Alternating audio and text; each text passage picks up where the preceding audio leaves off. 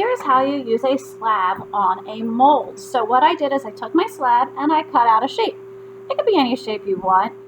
Make sure your clay is not too thin. Feel free to use stamps in it or carve into it. Then what I'm going to do is I'm going to use my sponge and I'm just going to smooth it out a little bit. I want it to be nice. Flip it over, smooth it out on this side. Make sure you write your name on it. Of course, my favorite tool to write my name is my pointy stick. Also, my pencil initials do not count as a name.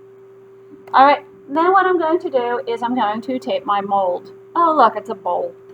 How nice. If you were to take your mold and you were to put it on this side, it would work, but clay shrinks and it's going to eventually get stuck to the bowl, and we don't want that to happen. So we're going to put the mold on this side. So my name is facing down because my mold is going to be a bowl shape. Feel free to put a layer of newspaper in here or a piece of paper towel in here, although that could suck up some of the moisture, so you want to be careful. You could use saran wrap too.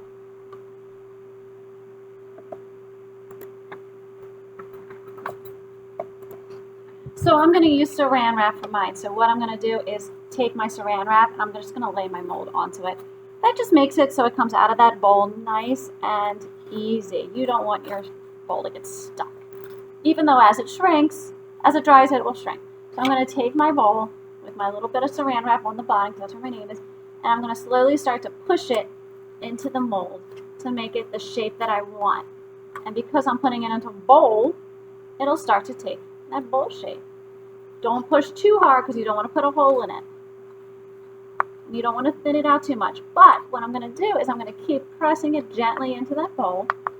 And then once it dries, we'll pretend that it dried a lot. You can trim the edges. But now you can use that saran wrap. Oh, I don't like my edges. Let's say I'm going to use my fettling knife and I can trim it. Do you have to use a fettling knife? No, you can use any tool you want.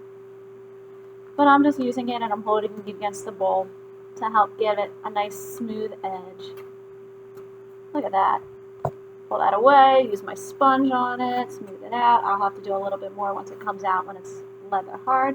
But if I was to take it out right now, I would turn it over, pop it out, peel off that saran wrap, and look, it's a beautiful bowl shape. And I didn't make it with a pinch pot. And now I can go through and clean it up a little bit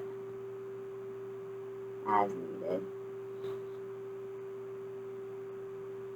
But look how easy that was, and that was using a mold.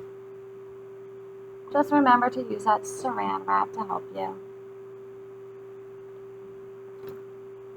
Ta-da!